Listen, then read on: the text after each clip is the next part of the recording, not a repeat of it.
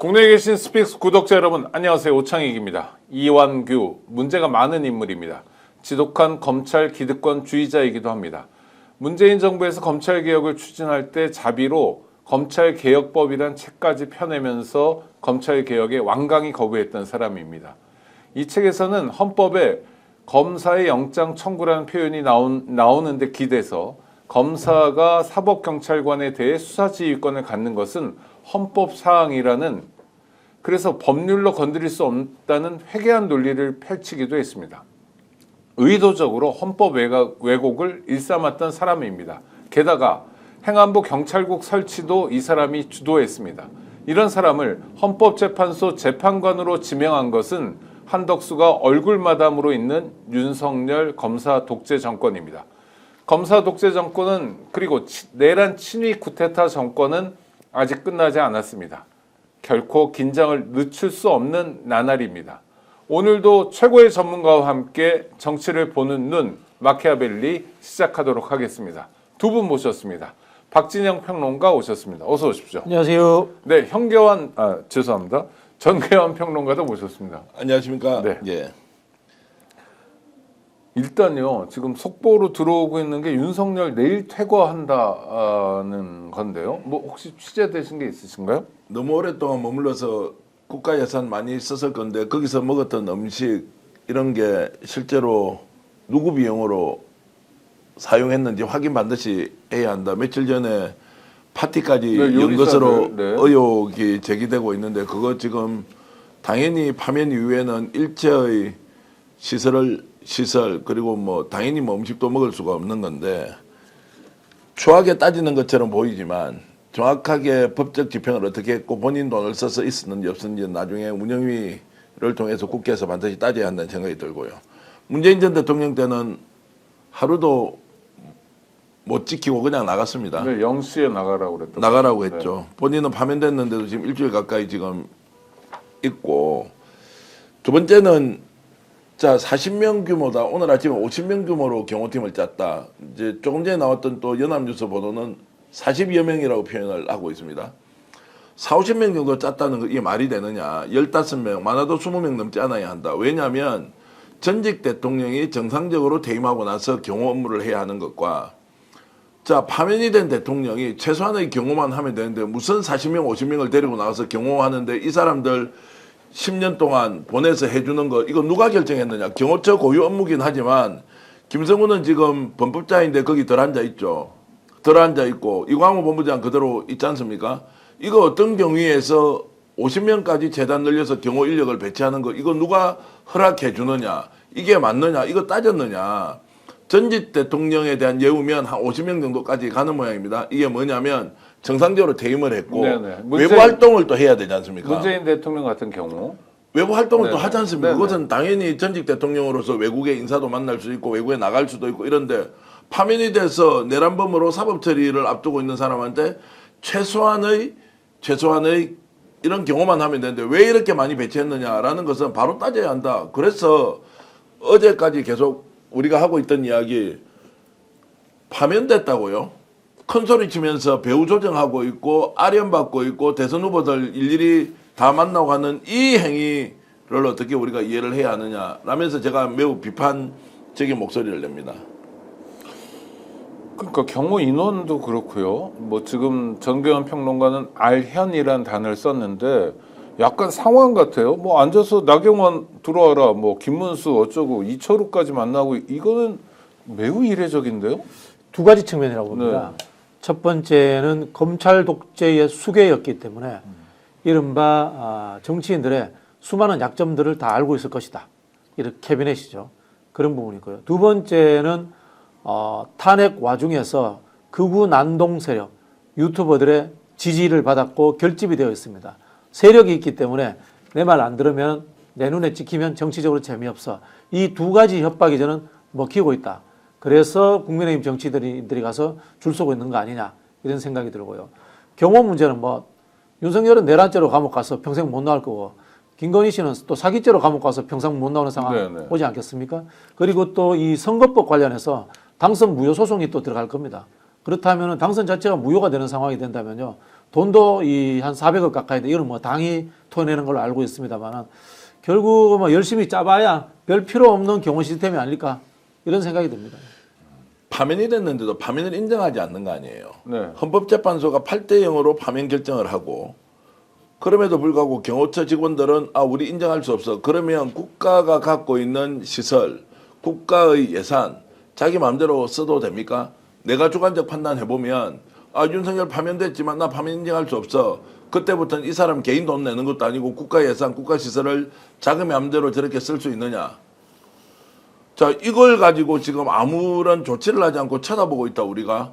저는 국회에서 당연히 따져 물어야 한다고 생각하고요. 김성훈 이거 당장 구속시켜도 부족하기 짝이 없는데 이자가 지금 주도해서 누굴 배치하고 이 사람은 맞다 안 맞다 내부에서 경호처 직원이 누가 윤석열을 더 잘 보필할 것이냐. 여기에 또 땡땡땡 이 개입을 한다는 거 아니고 이 사람 지난번에 총수라고 했는데 왜 그때 말 안 들었던 사람을 경호부장으로 배치하느냐. 경호부장 한 명에 경호과장 두 사람 이렇게 이제 배속이 되어서 나머지 경호원들이 배치가 되는데 그 과정에도 김건희가 엄청 지금 나서서 뭔가 그중조정을 하고 있다라는 이야기까지 나오는데 우리만 비판하고 있고 이 사람들을 제지 또는 뭔가 제어해야 하는 단위에서는 아무런 소리를 안 하고 있어서 정말로 답답하다. 이들은 내란을 일으키고 파면까지 당했는데 큰 소리 치면서 야 우리는 우리 마음대로 할 거야. 이들을 그대로 용서해줘야 하느냐라는 말씀을 드립니다. 그러니까 파면당한 대통령에게 적합한 경호 인력은 한 10명 정도라는 거잖아요. 뭐 한 15명 정도로도 통상 충분하다라는 이야기도 박근혜 있고요. 사례도 있었고요. 예. 그렇죠? 그럼 그거 말고 만약 35명이 더 왔다면 그 사람들은 경호처를 그만두고 자원봉사를 가면 되는 거죠.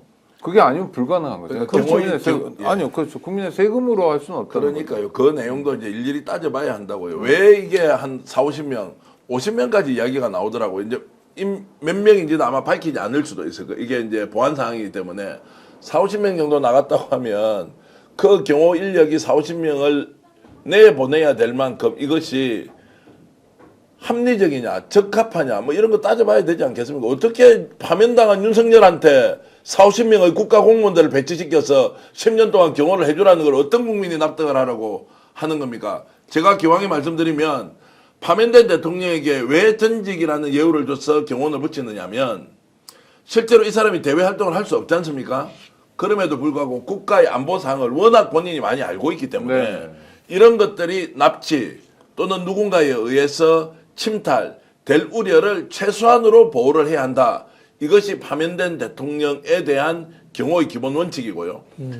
자, 영광스럽게 퇴임한 대통령은 당연히 나가면 국익을 위해서 외교적으로 또는 국내의 여러 가지 어려운 상황, 퇴임 이후에 오히려 인기를 끌고 있는 미국의 카터 대통령 같은 분도 있으니 이런 활동을 폭넓게 보장하기 위해서 충분하게 경호를 국가 원수에 걸맞는 수준으로 해줘야 한다라는 것은 전제가 파면되지 않은 정상적으로 퇴임한 대통령에 대한 것인데 이게 지금 구분하지 않고 한 50명 보낸 거 아니냐라는 의혹을 제기하는 그거 겁니다. 꼼꼼하게 따져봐야 되겠습니다. 정상적으로 퇴임한 대통령의 경우에는 비서진도 국비로 네. 운영할 수 있도록 해주잖아요. 그렇죠. 그러니까 국가 그 정도 서비스는 네. 해주는 겁니다. 그 예. 댓글 JH님이 정확하게 다셨는데요.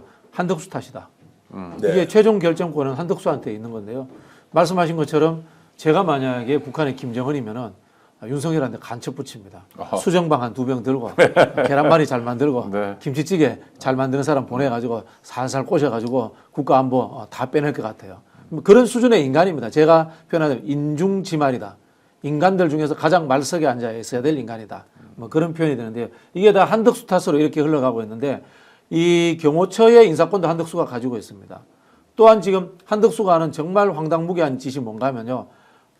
이 비서실 직원들이 사표를 냈는데 사표를 반려했어요. 네. 윤석열도 없는데 대통령실 비서실 직원들 월급 그대로 주고 있다는 겁니다. 자기를 보좌라는 겁니까? 아니 뭐 자기를 보좌할 것 같지도 않아요. 그냥 거기서 유유자적 놀고 있는 거죠, 관저에서. 아, 이왕 들어온 김에 그 네네네. 법인카드 누리고 그렇죠. 월급도 이제 그런 받고 상황인데, 살아라. 네. 이거는 지금 당장 국회에서 운영위를 열어야 됩니다. 운영위가 대통령실하고 총리실 담당을 하거든요. 네네. 열어서 한덕수에게 따져야 됩니다. 당장 경호처 직원 50명 배치하는 것을 무효화시켜야 되고요. 그다음에 대통령실 직원들 해임해야 됩니다. 그리고 또 하나 지금 가장 중요한 문제점 중에 하나가 증거인멸 열심히 하고 있을 거고요. 네. 대통령을 기록물에 관해 가지고 지금 엄청난 지금 이 제보들이 들어오고 있습니다. 파기시킬 것. 파기시켜서 안 되는 것을 파기시키고 있고요. 그다음에 30년 봉인, 15년 봉인 뭐 이렇게 있는데 봉인시키지 않아야 될 것들, 범죄 자료가 될 만한 것들을 봉인시키고 있다. 이런 제보들이 들어오고 있습니다. 이 모든 것의 책임은 한덕수입니다. 그래서 한덕수는 내란을 연장시키고 있는 주범이 된 겁니다. 자, 이런 상황에서 어제 남모 부장, 3부장입니다. 경호 3부장을 네. 해임 제청을 했단 말이에요. 자, 김성위가 제청을 했는데 한덕수한테 했어요. 받아들일 가능성이 높아요. 이 사람이 누굽니까? 자, 윤석열을 구속시킬 때 이렇게 하면 안 된다. 경호처가 불법을 저지를 수 없다라고 해서 찍혔던 사람 아니에요.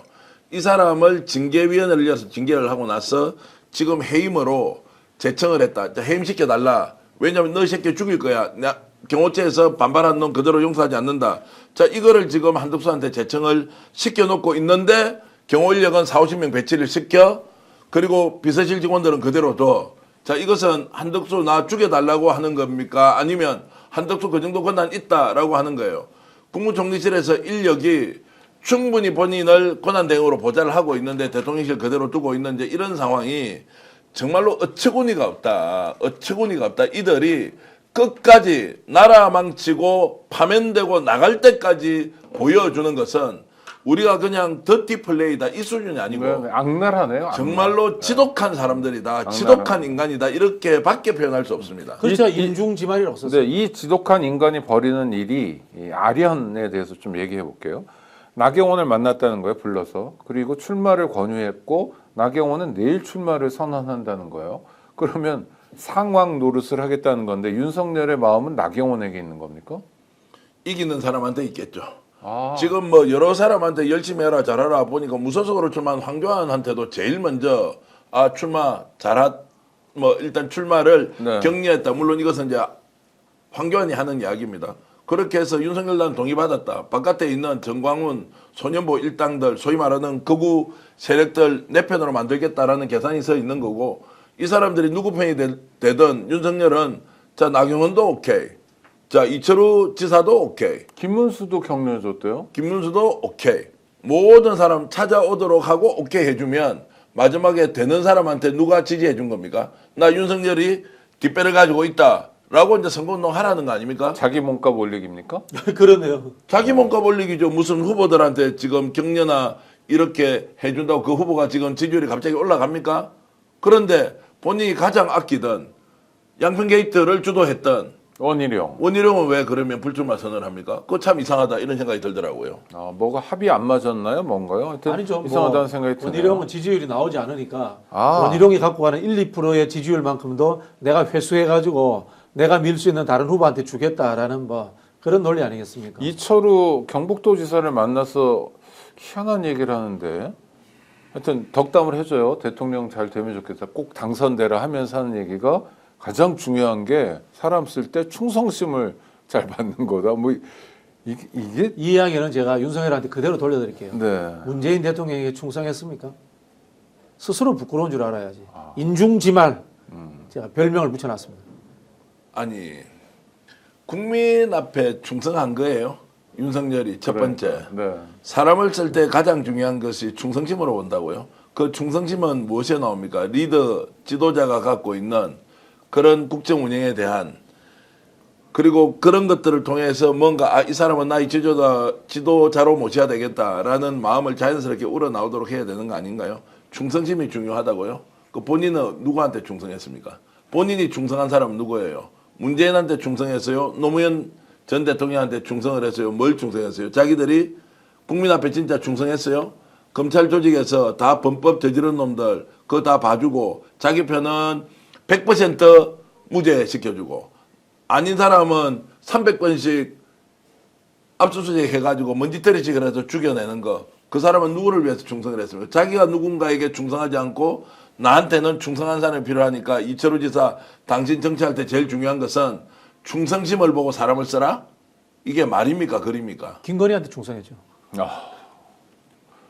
정말 기괴한 인간입니다. 끝까지 하여튼 자기가 잡고 있는 게 한중 권력이든 뭐 실질적인 권력이든 놓으려고 하지 않고 그죠? 그 연장에서 이완규도 지명된 거 아닙니까? 그렇죠. 이완규가 윤석열하고 뭐 굉장히 가까운 사이. 46년 친구. 그리고 집사 변호사. 네네네. 윤석열이 곤란한 일이 있거나 최은순 변호사도 했고요. 심부름 시킬 일이 있으면 다 이완규가 했던 건데. 네네. 와. 원래 우리가 이렇게 독한 사람이 아니었거든요. 비교적 합리적으로 균형감 있게 한 번씩 흥분을 하더라도. 정계환 대표님 화 안 내셨죠. 네. 아니, 요즘 그래서 화가 이제 나죠, 조언을 요즘. 하고 네. 그리고 충원을 하고 생각은 다르지만 각기 다른 선택할 수 있는 그럼요. 거 아닙니까? 생각이 네. 달라서 비판을 하더라도 그것이 비난으로 가서도 안 되고 또 쌍욕 같은 거 하면 더욱더 안 되는 거죠. 왜냐하면 권한이 없는데 이 사람은 이미 국민으로부터 평가받아서 권한을 위임받은 상태이기 때문에 생각이 다르기 때문에 비판을 할 수 있으나 그를 모독을 하거나 이렇게 하진 않았죠. 최근에 하는 행태를 보시라고요. 이게 지금 양해가 됩니까? 아니 양해가 되지 않을 때 아유 더러워서 죽겠네 우리 피하고 말자라고 그냥 피해주면 됩니까? 아니면 우리라도 나서서 이것이 아니다라고 명확하게 이렇게 이야기하고 따져야 되는 거 아니냐. 만약에 민주당에서 이런 일의 10분의 1 정도 같은 일이 벌어졌다고 하면 생각하면 민주당 정권에서 민주당 정권이든 네. 지금 현재 민주당 안에서 난리 났죠. 누군가가 이런 식으로 권한 밖에 있는 행동을 하는데 뻔뻔하게 큰 소리 치잖아요. 실제로 외국 나가서 골프 한번 치고 왔다가 이 사람 정치판이 완전 다 깨질 정도로 민주당은 민감하게 정치인 한 사람 한 사람의 행동 거지가 혹시라도 국민들에게 어떻게 비춰질까 싶어서 노심초사하고 있다고요. 그런데 이 사람들이 지금 하는 걸 보라고요. 불법을 밥 먹듯이 하고 위원이라고 하는데도 얼굴에 철판 깔고 자격도 없는 사람을 헌법재판관으로 지명을 해놓고 아 그거 싫어? 야 임마 그럼 나 죽여. 나 나갈래? 대통령 한번 해볼게. 됐어? 이게 깡패들이 하는 것이에요. 아니면 동네 양아치도 이렇게 하겠냐고. 이런 짓을 매일같이 벌이고 있는데 자기한테 반항했다는 놈은 또 파면시키겠다고 파면이 아니죠.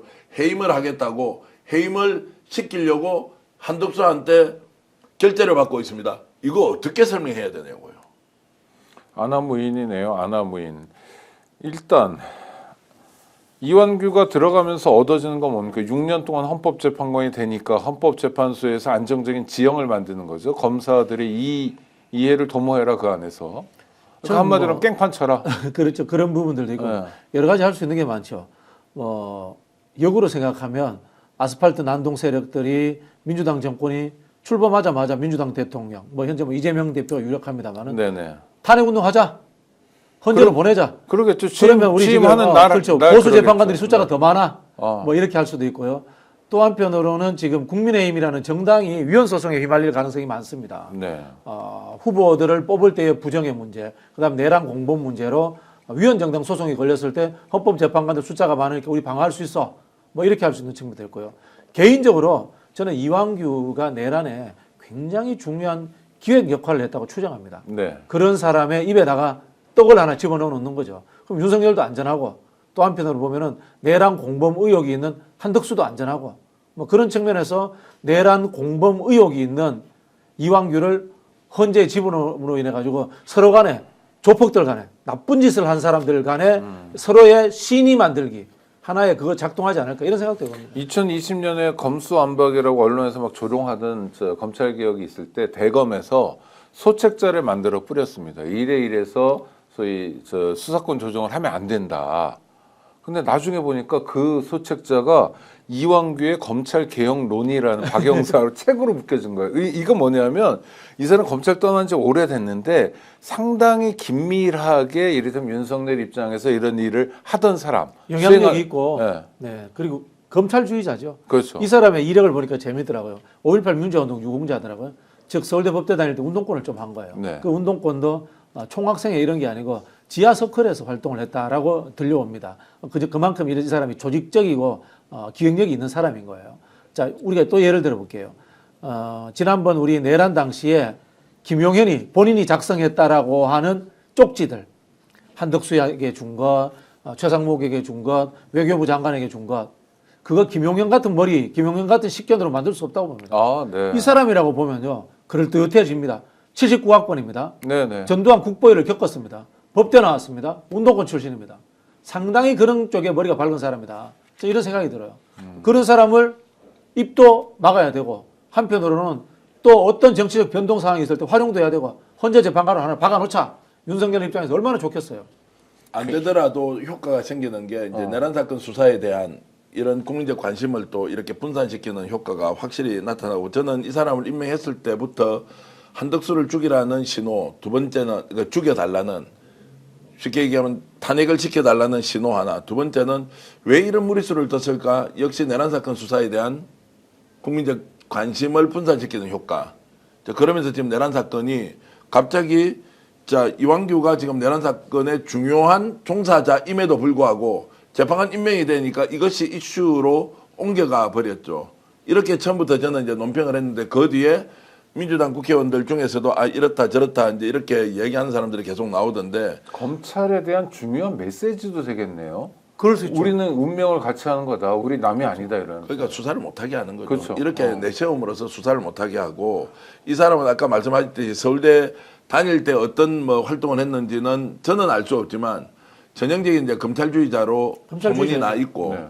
또 그것이 악명이든 아니면은 칭찬이든 어쨌든 검찰 내부에서는 검찰이 우리 국가에 필요한 필수적인 뭐 일종의 기관이다라는 부분에서 자기 스스로 온몸으로 느끼면서 그걸 강조하는 사람인데, 이제 이번에 어쨌든 이렇게 지명이 됨으로써 본인은 아마 매우 불명예스럽게 이제 검찰을 그 뭐라 그럽니까 이제 법조인으로서 최종적으로 결말을 볼 것이라고 생각하고요. 저는 못 간다고 보죠. 못 가는 방법이 자기 스스로 내려놓거나, 아니면 다음 대통령이 지금 뭐라 그러니까 지명을 철회하거나, 재판소에서 지금 부당하니까 기다리라고 나오거나, 결국 못 갈 텐데, 못 간다고 하더라도 이 사람이 왜 이걸 지금 덮어쓰고 가느냐, 이 장면에서는 지독한 검찰주의자라고 하더라도 윤석열이 해왔던 행위에 대해서 과연 이 사람이 100% 동조를 하고 있느냐, 저는 아닌 걸로 아는데 네. 도무지 이해할 수 없는 상황이다, 이렇게 뭐 정치적 기획도 있을 수 있죠. 예를 들자면 이게 한덕수 대망론의 출발점이 될 수도 있습니다. 이렇게 해서 민주당의 한덕수 탄핵을 유발을 하고, 한덕수는 그 과정에서 자진 사퇴함으로 인해 가지고 민주당에 의해서 2번 탄핵된 사람이라는 이미지를 가지고 대선판에 보수 결집을 만들어내겠다. 또 한덕수가 경제 관료잖아요. 네. 며칠 전에 있었던 한덕수가 트럼프와 통화했다는 거, 이것도 사실 사실을 확인해 보면요, 미국이 먼저 전화할 일이 없습니다. 예를 들자면 이런 겁니다. 제가 우리 오창익 평론가님한테 문자를 보냅니다. 오 평론가님, 시간 되실 때 저한테 전화 한 통 해주십시오, 이러잖아요. 네. 그러면 제가 먼저 전화를 한 겁니까?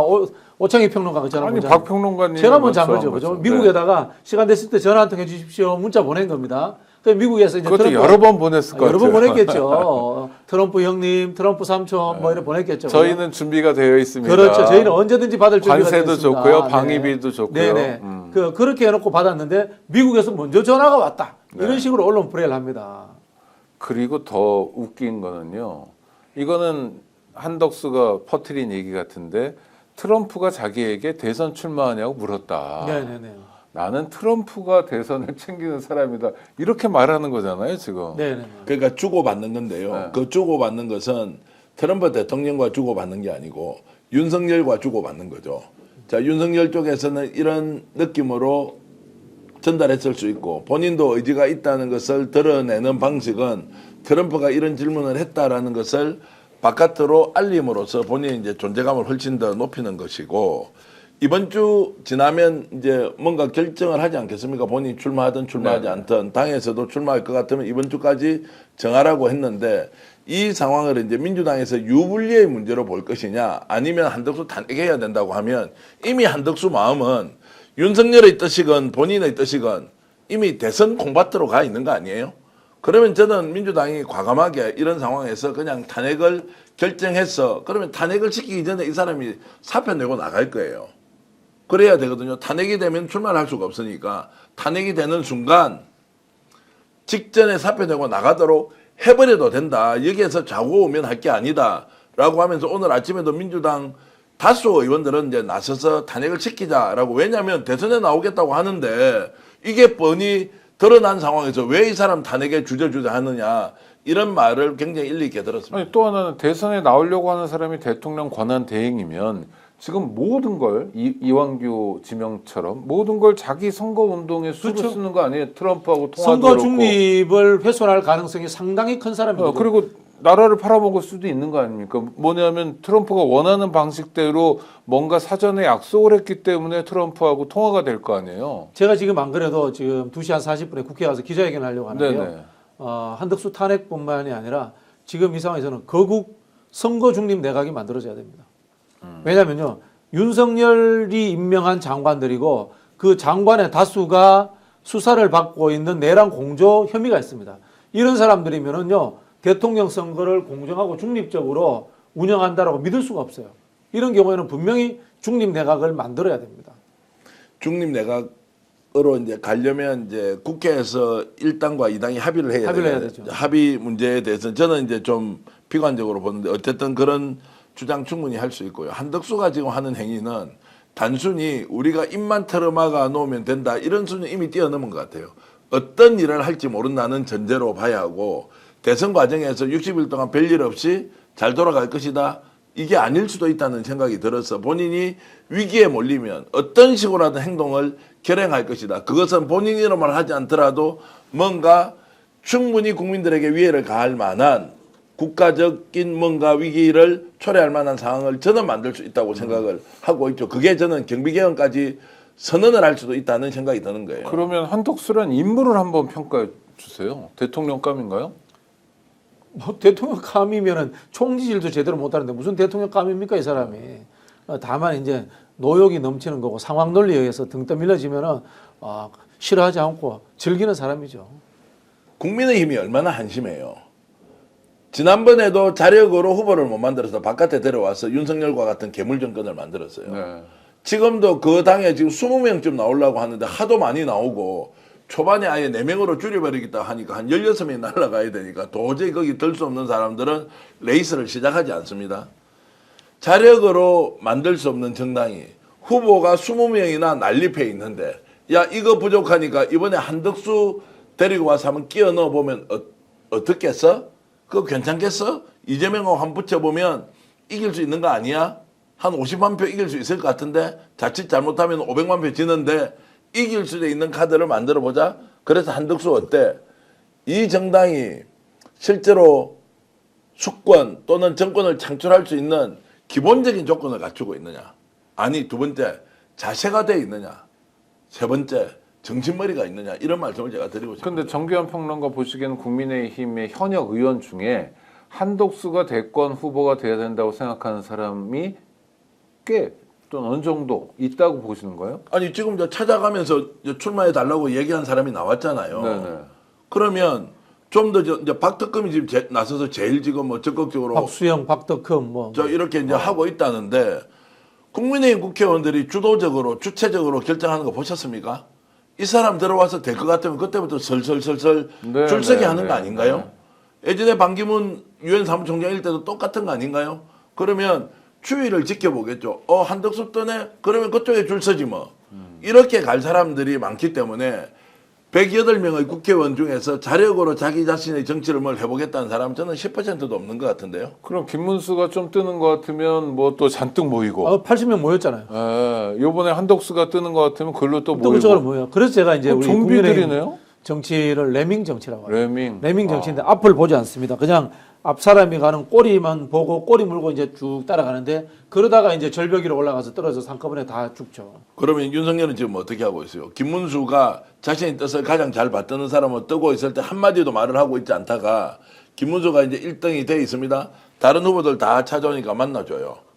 그럼 윤석열을 누굴 미는 거예요? 그럼 어떤 의도인 거예요? 뭔? 되는 놈이 내 편이다. 되는 후보가 내 편이다. 나는 되는 사람을 밀어줬다. 아니 그러니까 김문수가 좀 높잖아요. 그러면 윤석열 입장에서 김문수를 강하게 밀어주면서 김문수는 내가 만든 작품이야라고 과시하는 방식이 아니잖아요, 지금. 자 이렇게 해야 되죠.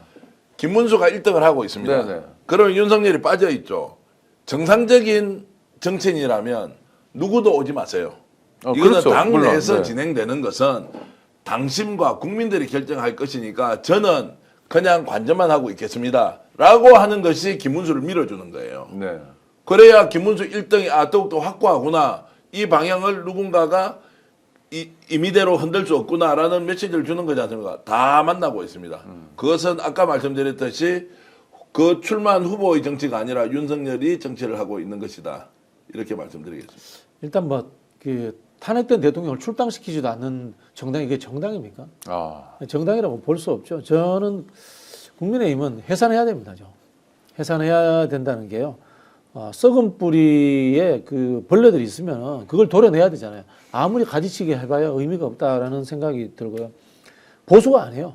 보수라는 표현도 아까워. 제가 이 후보들 몇 면을 쫙 봤거든요.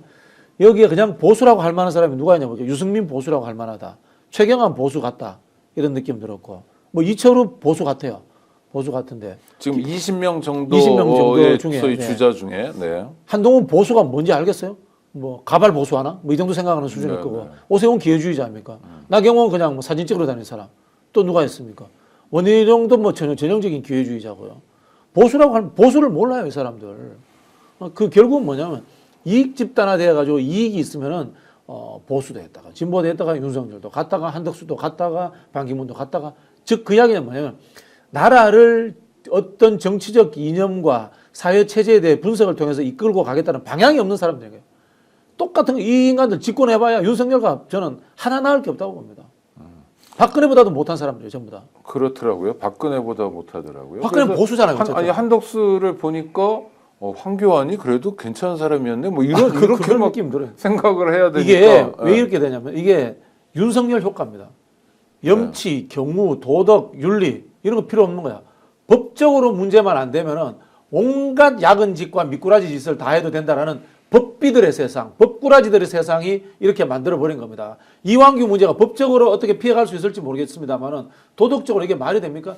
내란 혐의라는 것은 헌법을 위반하려고 했다는 뜻이에요. 네. 헌법을 위반한 혐의로 수사받는 사람을 헌법을 지키는 헌법재판소의 소장으로 재판관으로 임명한다. 이게 말이 됩니까? 상식이 안 되는 일들하고 왜? 법이 어긋나지 않으면 된다고 생각하는 거예요. 이게 대한민국 법조인들의 생각이고 저는 법꾸라지들의 생각인데요. 여기서 제가 진심으로 하고 싶은 이야기는 대다수의 법조인이 저는 이런 생각을 갖고 있다고 봅니다. 그리고 그런 것도 있는 거 아니에요? 내가 하는데 누가 날 건드려? 그렇죠. 내가 검사인데, 네, 내가 이런 기소 안 하면 태도. 그만인데, 내가 판사인데, 내가 판결 안 내리면 그만인데, 라고 하는 대한민국 법비들에 대한 저는 대부분의 생각이라고 봅니다. 헌재 판결에 대해서도요, 국민들이 결과가 좋으니까 다 그냥 지나갔습니다. 근데 저는 그 불혹인지 뭐 다른 의견들 보니까 네네. 민주주의가 뭔지도 모르는 그냥 법비들이 거기도 있다라는 생각 저는 가졌습니다. 검사들은 더욱더 노골적으로 보여주는 거 아닌가요? 뭐 나도 검찰 가서 조사받을 일이 있지만 검사들이 지금 이제 국민들한테 신뢰를 얻는다, 수사를 하는데 저거 날 죽일지 말지 결과만 가지고 싸움을 해야 되는 상황일지라도 그 과정에서 얼마나 신뢰를 하고 있느냐, 아, 나 잘못했구나, 내가 책임져야 되겠구나, 이런 생각 전혀 들지 않도록 이렇게 행동하고 있지 않습니까? 그 이제 노골적으로 다 드러났으니까 검찰개혁 지금 주도해서 뭔가 개혁 방안 지금 만들고 있지 않습니까? 거기 참여하고 있지 않습니까? 오 대표님이. 뭐 네. 확실하게 검찰은 해체시켜야 한다. 네, 그럼요. 해체시키는 거 맞죠? 네. 정권 바뀌면. 뭐 하다 못해라고 말씀드려서 죄송하지만 김동연 지사가 공약 내세운 것도 검찰 해체더라고요. 일단 대검 없애면 되잖아요. 네. 검사는 그대로 헌법에 없앨 수가 네. 없으니까 기소권을 놔두더라도 검찰 개혁은 무조건 해야 대검부터 없애야 됩니다. 법이라는 것이 원래 최소화되어서 이 법이 우리 사회 마지노선이 되어서 마지노선이고 상식이죠. 그 앞에서 자유와 그리고 이런 공정한 질서, 그리고 도덕적, 윤리적 의식 이런 걸로 자유롭게 경쟁하고 평가받고 그리고 결과를 승복하고 이제 이런 과정이 자연스러워야 되는데 가장 앞서 나와서 자기들의 이익을 위해서 법을 사유화하는 이런 것들을 전형적으로 지금 보여주고 있는 거 아닙니까? 그리고 만약 이재명 전 대표가 대통령이 됐단 말이에요. 국민의 선택을 받아서 그러면 취임하고 며칠 후부터 검사들이 슬슬 갖고 놀 겁니다. 수사한답시고 뭐 어쩌고저쩌고. 그다음에 헌법에 나오는 내란 외환이 아니면 탄핵 소추를 못 한다는 거를 자기 식대로 뭐 수사도 못 하라는 건 아니다 뭐 이러면서 그러면서 까불고 영웅이 되고 그다음 나와서 돈 벌고 나와서 뭐 국민의힘 그러니까요. 국회의원 되고 뭐 이런 짓 할 대검부터 바로 해체해버려야 됩니다. 네. 제가 알기로 대검은 헌법에 있는 것이 아니라 검찰청법으로 구성되어 있지 않습니까? 네네. 대검 해체해야 됩니다. 아니, 검사를 그냥 두자. 대검 고검이라는 조직이 필요 없어요. 여기는 삼심제도 아니고 한 번 수사하고 한 번 기소하는 건데 법원 흉내 내느라고 대검 고검 이렇게 자리 만들어 만들어 놓은 놓은 거거든요. 그냥 건물 크게 짓고 자기들끼리 대접받고 사는 겁니다. 국회의원들이 지금 검찰에 대해서 욕을 별로 안 하잖아요. 자기 필요에 따라서 선별적으로 자 제가 이제 이 장면을 보면 참 우리는 검찰 개혁을 해야 된다, 검찰을 해체해야 한다라고 하는데 이거 우리 덕분에 그 사람들 많이 살아날 거예요. 네. 예전 검찰 같으면 어떻게 됩니까? 정권 바뀌었다. 다 죽이죠. 다 죽였겠지. 네, 다 죽이죠. 하는 짓거리를 보면 정말로 감정적으로 대응하자면 그렇게 하겠지만 그러나 그것이 불공정하게 법이 집행되는 것을 막기 위해서 당신들을 살려주기 위해서가 아니라 어쨌든 검찰 조직은 해체하지 않으면 안 된다라는 이제 일념으로 이렇게 밀어붙이는 것이지 국힘에서 지금 검찰에서 하고 있는 것의 가장 큰 단물을 지금 다 먹고 있는 거 아니에요? 그렇죠. 네. 그런데 지금 여기에 대해서 비판하지 않고 마치 종북 좌파들이 뭔가 주도를 해서 나라를 뒤흔드는 것처럼 이제 이런 거 볼 때는 저는 뭐 경악을 금할 수가 없고요. 특히 김문수 지사가 본인이 굉장히 청렴하다고 해서 지금 나와 있잖아요. 여러 가지 주의 주장을 할 수 있는데 지금도 대한민국에 자 친중하는 민중민주주의 깃발 아래서 친북 반미 친중 반기업 아이고. 정책을 고집하면서 자유민주주의를 부정하고 나라의 근간을 흔드는 세력이 있다. 윤석열인데? 아니 이 세력에게 나라를 맡길 수 있느냐 이렇게 이야기를 하는 장면. 야 김문수 정말로 어떻게 이럴 수 있느냐는 하나. 지가 그렇게 했잖아요, 과거에. 아니 그러니까 지금 민중민주주의 깃발 아래서 친북 친중 반미하는 사람이 누가 있냐고요. 민주당에 우리가 눈을 씻고 찾아봐도 아, 없지. 민주당 밖에도 없어요. 누가 있어요? 거기다가 정치가 부패하면 안 된다고 해놓고요. 12가지 제목으로 지금 재판받고 있는 이재명보다 자기가 더 깨끗하대요. 가장 부패한 사람이 누구냐고 지금 본인이 누구 때문에 출마하냐고요.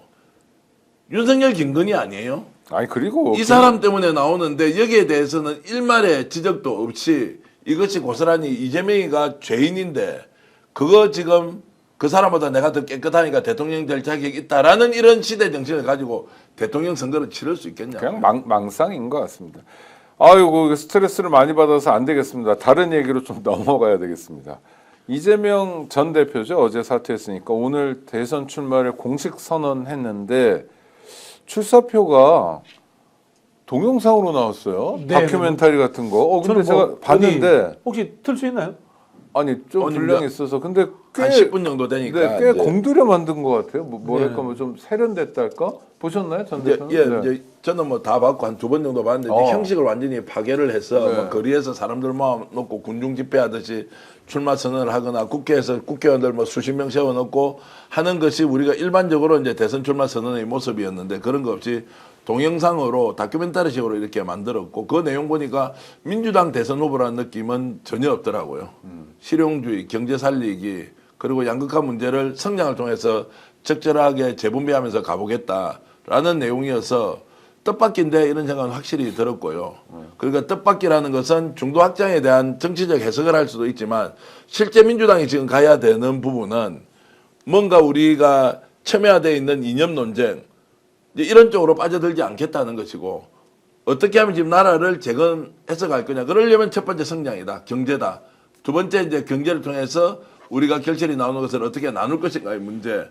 이런 쪽으로 일관되게 얘기를 하고 있어서 조금만 참아주십시오. 조금만 참아주면 완전히 나라가 바뀔 겁니다라는 기대를 확실하게 던져주는 메시지더라고요. 아니 그리고 거기 K컬처 얘기도 하고 뭐 이러는데 근데 저는 다른 것보다 놀란 게 잘 만들었어요. 아, 그렇습니까? 보지를 못했는데. 퀄리티가 높아요. 그래서 야 연출도 잘했고 또 중요한 건 연출만 그냥 이쁘게 한다고 그래서 그 꾸민다고 그래서 뭐 그 후보가 꾸며지는 건 아닌 면이 있잖아요. 내용도 괜찮고 그래서 야 이거 굉장히 수준 있네. 뭐 어떤 구독자들께서 뭐 정말 감동적이야 또 울컥했다. 사실 그런 면도 꽤 있었습니다.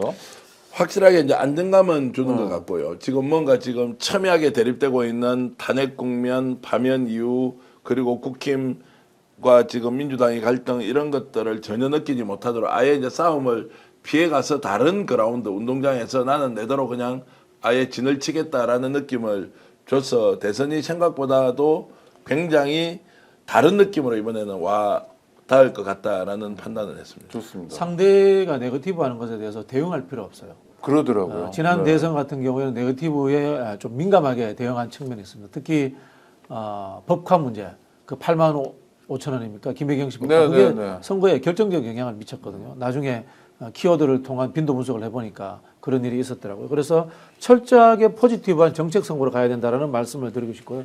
그리고 우리 여러분들한테도 제가 말씀드리고 싶은 게 두 가지 부분에 대한 주제를 이야기하는 사람은 대권 주자입니다. 나머지는 잡다한 겁니다. 첫 번째는 외교 안보, 네. 두 번째는 거시 경제입니다. 이 두 가지 영역에 이야기하지 못하는 사람은 대선 주자가 되면 안 됩니다. 복지도 중요한 영역입니다만은 사실은 복지라는 것도 경제의 영역이기도 하고 정치의 영역으로서 하위 변수로서 존재합니다. 그런 부분에서 저는 자꾸 말씀드리지만 외교 안보와 이 경제 정책에 대해서 깊은 이해도를 가지고 나는 이런 방식으로서 외교 안보를 운영해 나가겠다. 나는 이런 방식으로서 경제 정책을 통해서 우리나라를 부강하게 하겠다. 보수면은 뭐 낙수 효과, 진보면은 뭐 분수 효과 이런 것들도 있는 거고요. 또 이제 진보 보수 공이 혁신 성장 방법을 어떻게 가져가야겠다. 이거는 이른바 이제 시대 정신인 겁니다. 김대중 대통령이 엘빈 토플러를 만나서 정부화라는 제3의 물결에 눈을 뜨잖아요. 네. 그걸 가지고 노무현 정부까지 10년을 이어갔습니다. 이재명 대표가 최근에 유발 하라리를 만났습니다. 제가 봤을 때는 AI, 반도체라는 것을 가지고 대한민국 10년은 먹고 살 수 있다는 생각을 갖고 있을 겁니다. 이게 미래 혁신 성장입니다. 그 담론에 대한 이해도가 없는 사람은 절대 대통령으로 나와서도 안 되고 뽑아서도 안 된다는 것을 꼭 말씀드리고 싶습니다. 뭐 그러면은 집에 가야 될 분들이 많은데 거의 다 집에 가야 됩니다. 수준들이. 너무 옆에가 민주당도. 두 분께, 그러니까 민주당이든 국민의힘이든 이번 대선이 담아내야 될 국민적 과제 그리고 지금 말씀하신 시대 정신은 뭘까요? 우리 정재환 평론가. 오늘 이재명 전 대표가 확실히 이제 미래를 향한 지도자가 되겠다는 느낌. 국민들은 지금 윤석열에 대한 심판이 주류 아닙니까? 네. 그리고 탄핵 이후 우리가 탄핵 과정에서 겪었던 이런 것들을 어쨌든 응징 투표를 통해서 국힘 또는 내란 잔당을 끝까지 우리가 역사적 심판을 하고 거기에 내가 적극적으로 참여하겠다라는 걸로 완전히 응축되어 있지 않습니까, 지금. 근데 이제 이재명 대표의 메시지는 내일 당장 대한민국을 어떻게 만들 것인가로 이제 가 있으니까 아마 이제 대한민국이 당장 일어설 수 있는 길이 무엇인지에 대한 구체적인 해법은 정책적으로도 굉장히 훈련이 많이 되어 있는 사람이니까 내놓고 평가를 받을 것이고 국민들은 이미 과거를 심판하고 단죄하고 청산해야 된다는 열의가 있으니 절묘하게 조화를 이루는 선거는 될 수 있겠다라는 생각이 들고요. 역시 윤석열에 대한 이제 평가나 심판 문제는 이미 우리 국민들이 지금 쌓아놓은 이런 역사적 심판의 분위기에서 그대로 가면 될 거고 이재명 대표는 경제를 지금 어떻게 살리느냐 문제로 집중해서 살림살이 문제 외에는 다른 이야기가 할 게 있겠느냐 지금 당장 이런 부분이 이제 가장 중요하다고 봅니다. 뭐 어휘를 만들자면 저는 뭐 선진민주주의 국가. 선진민주주의. 네, 선진국이면서 민주주의도 같이 하는 이게 선진국이라는 것은 경제를 이야기하지 않습니까? 민주주의는 것은 정치라니까 선진민주주의 국가가 지금 한국 사회 화두가 돼야 되지 않나 이런 말씀을 드리고 싶고요. 이재명 대표에게 모자라는 거 딱 한 가지만 제가 지적을 하자면은 개인의 자유의 문제와 문화적인 이 뭐라 합니까 리버럴함 요 부분에 대해서는 조금 더 보강을 하셨으면 좋겠다라는 조언 드리고 싶네요.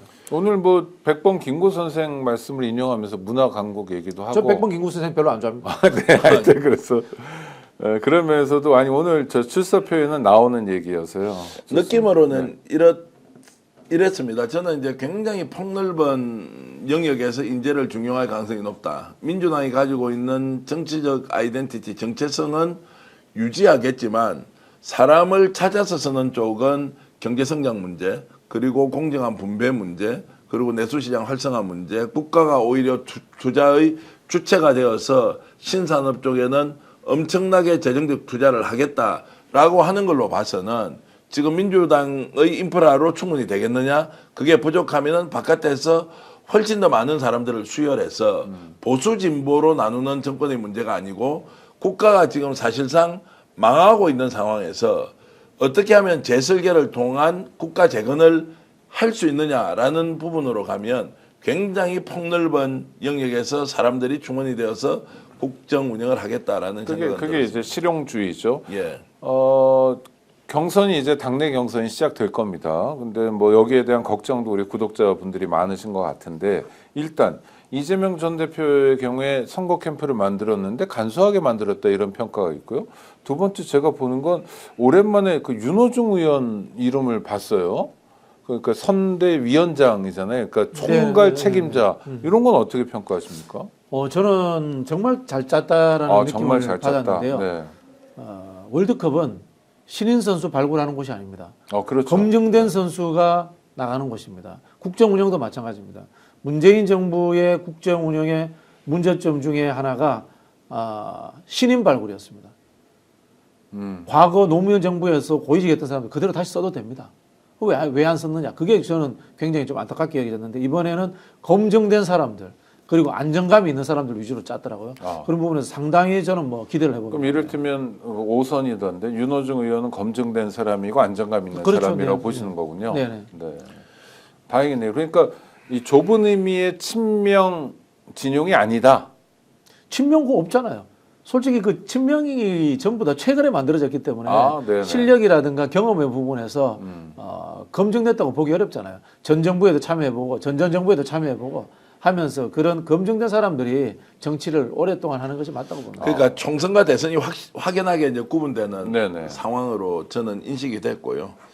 이런 생각까지 좀 들었어요. 이재명은 합리적인 보수 정당 쪽으로 민주당을 포지션시키고 저런 이제 성장이나 예를 들어 성장을 기초한 이제 분배 이런 쪽으로 굉장히 국가 정책을 밀고 가면 저기에서 자연스럽게 진보 정당이 빠져나와서 새로운 제3정당이 만들어질 수도 있겠다라는 생각이 좀 들어서 지금 현재는 극우화되고 있는 국힘이 존재감도 아예 없고 또 정당으로서 역할도 제대로 못한다고 봤을 때 정말로 거대한 중대정당으로 이재명 정부는 이렇게 밀고 나가고 야 이거 아니잖아 우리 원래 원했던 거 이거 아닌데 라고 하면서 조국혁신당을 비롯해서 진보적 아젠다를 가지고 있는 정당들이 별도로 정당을 만들어서 다음 지방선거 또는 그 다음 총선 같은 데는 할 수도 있지 않겠느냐. 그 좋은 방법이에요. 지금 이름이 진보당인 정당도 있고요. 예. 그렇죠? 녹색당 있고 아니, 뭐 솔직히 노동당도 있고 정의당도 있어요. 원외 민주당은 스스로 진보라고 한 적 한 번도 없어요. 그렇죠. 예. 민주당은 원래 옛날에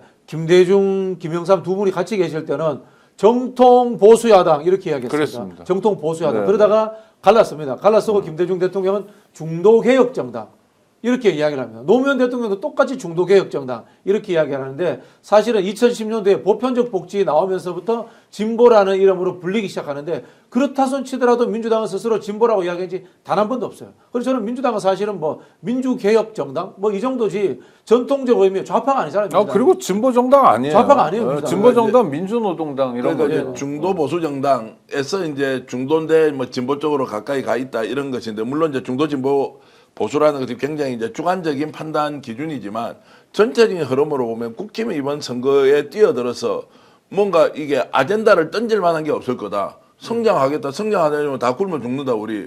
투자 안 하니까 국가가 먼저 재정 투입해서 투자를 하는데 이 투자는 기업형 투자와 똑같다. 그냥 나눠주기가 아니다.